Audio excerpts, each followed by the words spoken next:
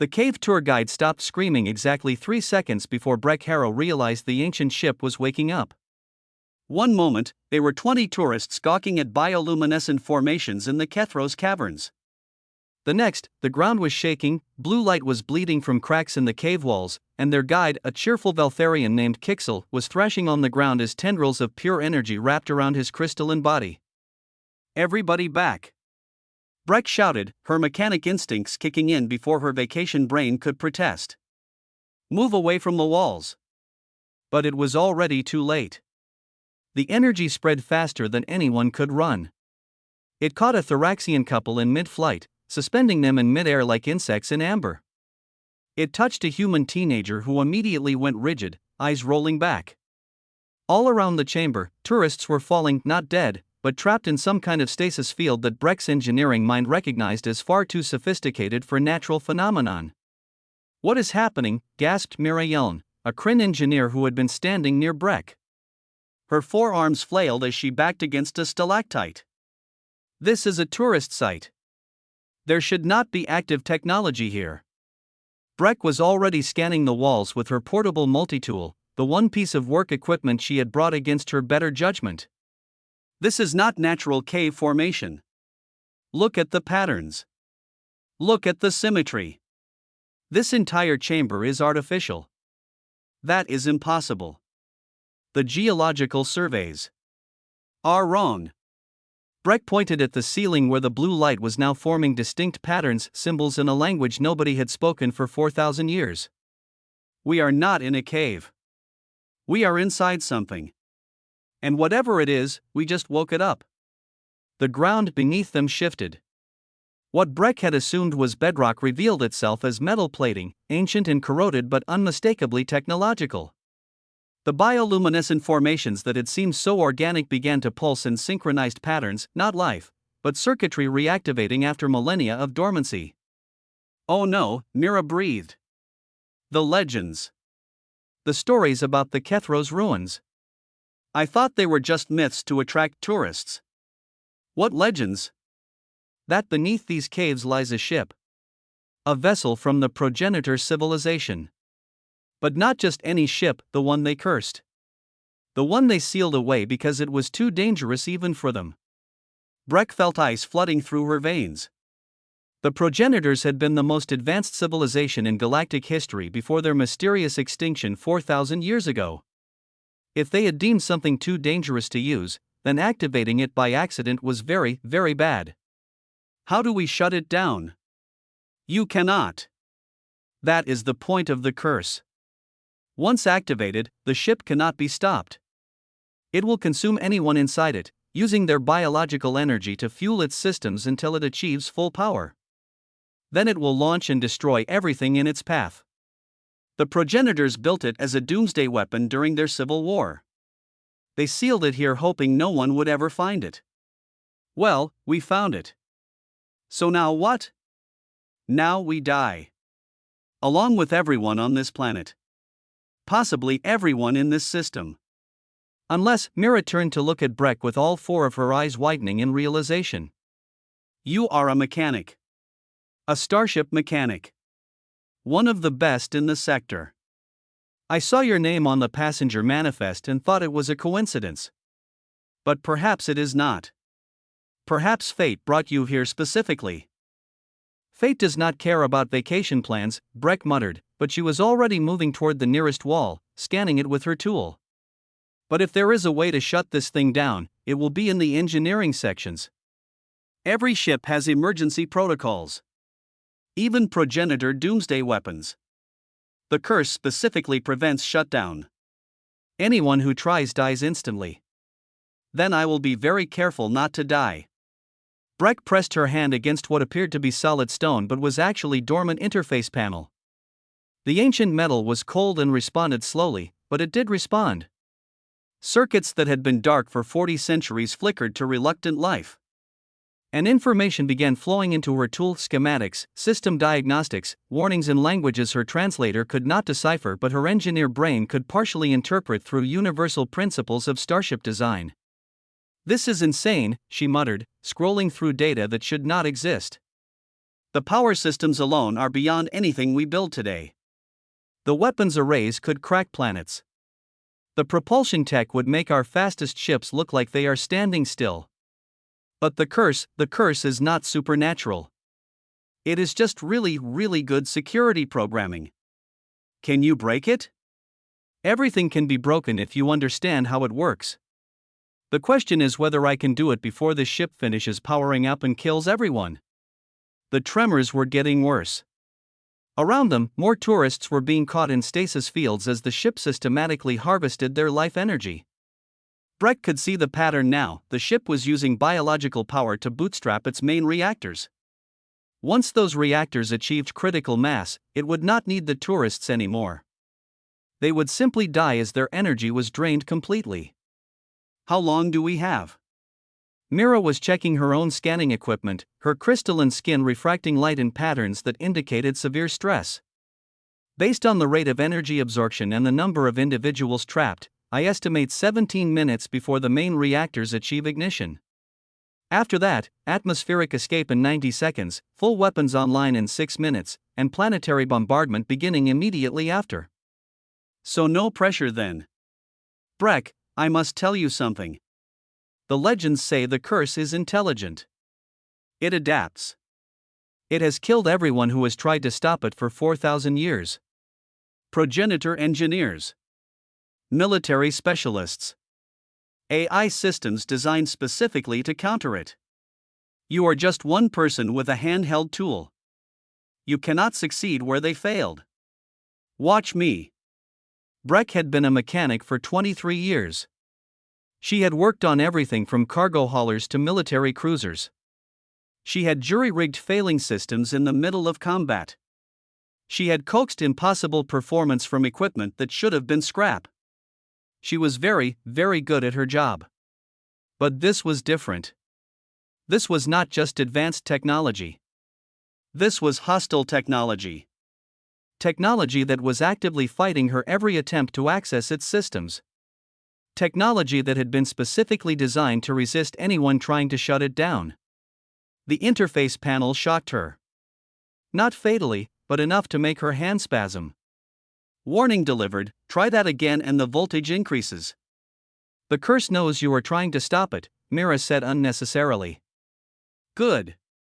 That means it is paying attention to me instead of draining those people faster. Brek shifted her approach, accessing different systems.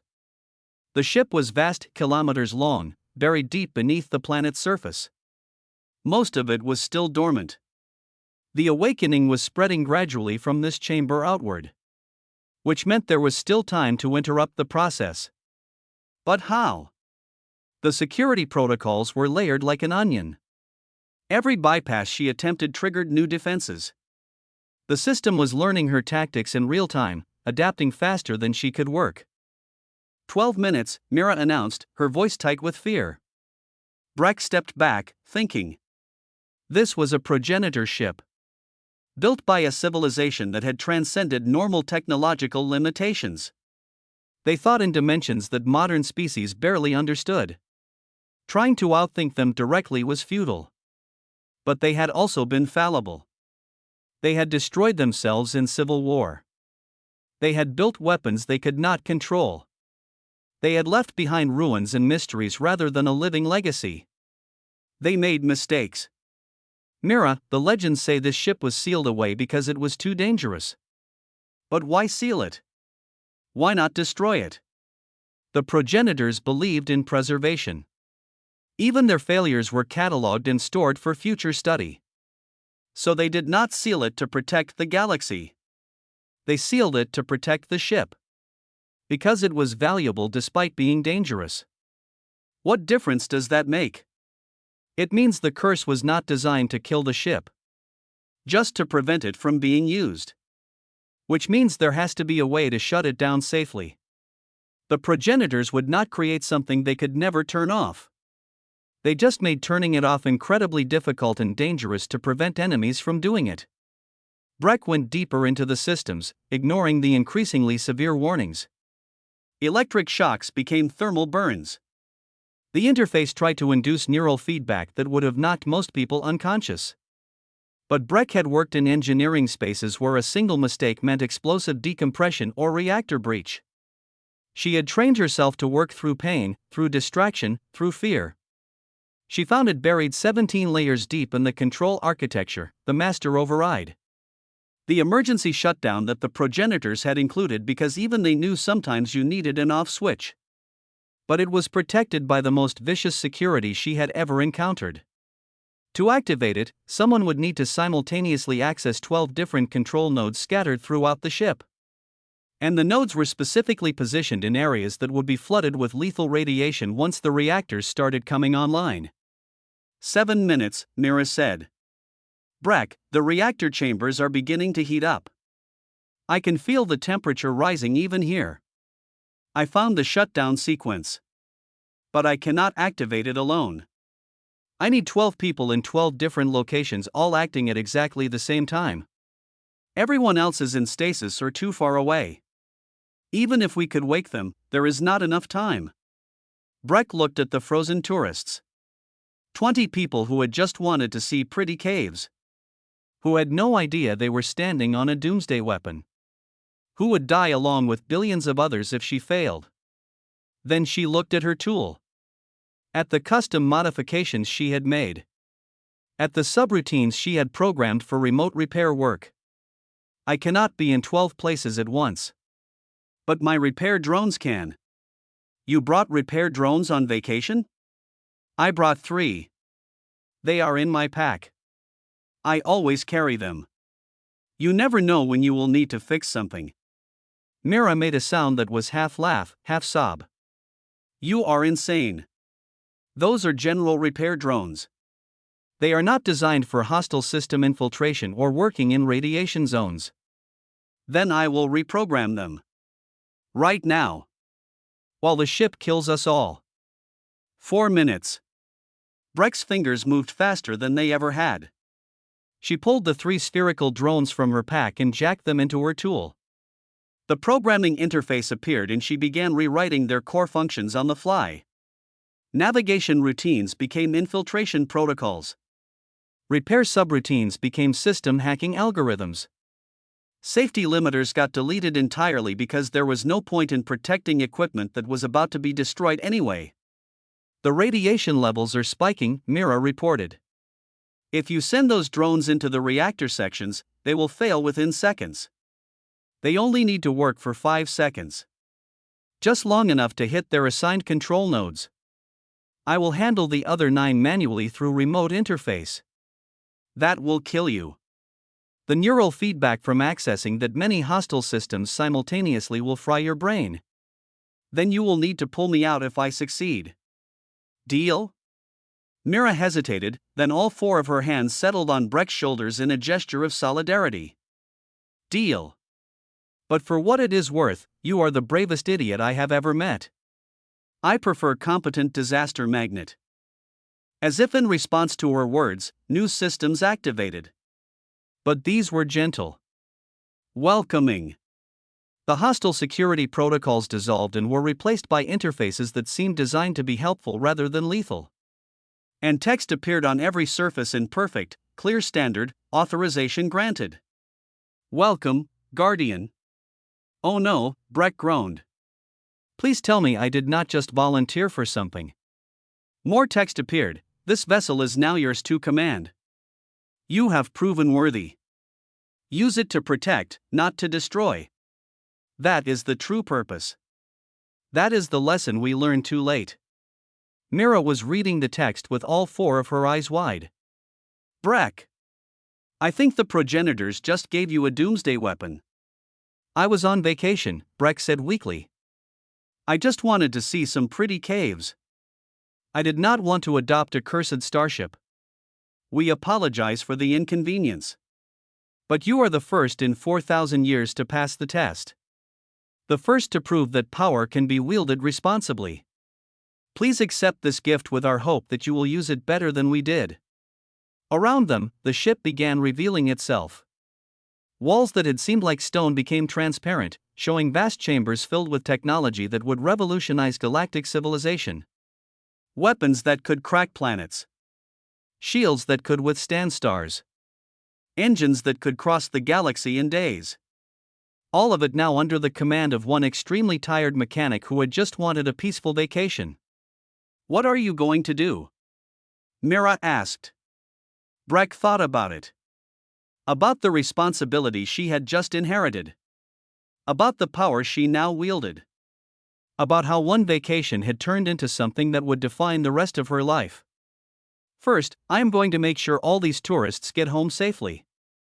Second, I am going to call my employer and quit my job. Third, I am going to figure out how to hide a kilometers-long Starship from every military and government that will want to claim it. And fourth, I am going to find a better vacation spot. One that does not have ancient superweapons buried underneath it." And the ship? The ship stays hidden. The progenitors were right to seal it away. Just because I can access it does not mean I should use it. Power like this is better left untouched unless absolutely necessary. A wise decision. You truly are worthy. Stop calling me worthy. I am a mechanic. I fix things. I do not command doomsday weapons. Perhaps that is exactly why you are the right person to command one. Those who seek power rarely use it well. Those who avoid it often use it best. Over the following weeks, Brek coordinated the evacuation of the ship's location. The tourists were all safely returned with convenient memory adjustments that made them believe they had experienced a minor earthquake in perfectly normal caves. The planetary government was informed that the ruins were unstable and should be permanently sealed. And Brek, through a series of careful legal maneuvers and a great deal of money she suddenly had access to through Progenitor data caches, acquired the entire region. Built a private research facility over it. Hired a small team of absolutely trustworthy people to help her study the ship. Mira was the first person she hired. "You realize every government in the galaxy would kill to get their hands on this technology," the Kryn engineer said, standing in what had once been a cursed chamber and was now a state-of-the-art research lab. "Which is exactly why they cannot have it. The progenitors destroyed themselves fighting over tech like this. We are not repeating their mistakes. So what do we do with it? We study it. We learn from it. We document everything so that if something happens to me, others will know what is here and why it must be protected. And if the day ever comes that the galaxy faces a threat that nothing else can stop, we will have options." You are essentially declaring yourself custodian of the most powerful weapon ever built. I am essentially making sure that weapon never gets used by people who would abuse it. The progenitors wanted a guardian. Fine. I will be their guardian. But on my terms. Which means the ship stays buried. Stays secret. Stays out of the hands of anyone who would use it for anything except absolute last resort. Mira's crystalline structure flickered with what Brek had learned to recognize as deep respect. You passed their test. Not just technically, but morally. They chose well. They chose someone too stubborn to die and too practical to want galaxy-ending power. I am not sure that makes me special. Just potentially insane. Perhaps that is the same thing. 5 years after the incident in the Kethros caverns, Brek stood in the command center of the buried progenitor ship. She had learned its systems. Mastered its technology. Understood its purpose. And she had kept it completely secret. The ship had taught her many things. About the progenitors. About their rise and fall. About the war that had destroyed them. About the lessons they wished they had learned before it was too late. And most importantly, about the responsibility that came with power. The galaxy was not peaceful. Wars still happened. Atrocities were committed. Brek saw news reports that made her want to activate the ship's weapons. To force peace through overwhelming power. To do what the progenitors had failed to do. But she did not. Because that path led to the same destruction. The same arrogance. The same mistakes that had killed a civilization far more advanced than anything currently existing. You have been quiet today, Mira observed, entering the command center with her customary forearmed grace. Thinking about responsibility. About power. About why the progenitors gave this to me. They gave it to you because you are the kind of person who agonizes over whether to use it. That is the whole point. The curse was not just a security system. It was a filter. Ensuring that anyone who could access the ship would be exactly the kind of person who would hesitate to use it. So I passed a test by being reluctant? You passed a test by being wise. There is a difference between cowardice and caution. Between weakness and restraint. The progenitors wanted someone who understood that difference. Someone who would have the strength to not use the most powerful weapon in the galaxy even when tempted. That is harder than any technical challenge. Brek looked at the command displays showing the ship's full capabilities. Enough power to end civilizations. Enough knowledge to transform the galaxy. All of it hers to use as she saw fit. And she chose to use it by not using it. By keeping it sealed. By remembering that the progenitors had built this weapon as a last resort and it had still destroyed them. Do you ever regret it? Mira asked. Taking that vacation? Finding this place? Having your entire life changed because you wanted to see some caves? Brek thought about it honestly. Every day. But I also recognized that if it had not been me, it would have been someone else eventually. At least this way, it is someone who understands that some things are better left buried. Some power is better left unused. Some lessons from the past are warnings, not instructions. The progenitors would be proud. The progenitors are dead because they did not learn these lessons soon enough. I intend to learn from their mistakes. This ship stays buried. The technology stays secret. And the galaxy continues believing that the progenitors left nothing behind except ruins and mysteries. That is a heavy burden to carry alone. That is why you are here. Why I hired the research team. Why I am documenting everything. If something happens to me, if I fail in my responsibility, others will know. Others will continue the vigil. The curse the progenitors created was not supernatural. It was practical. It was a test that would keep this power out of the wrong hands for as long as possible. And we are going to maintain that test.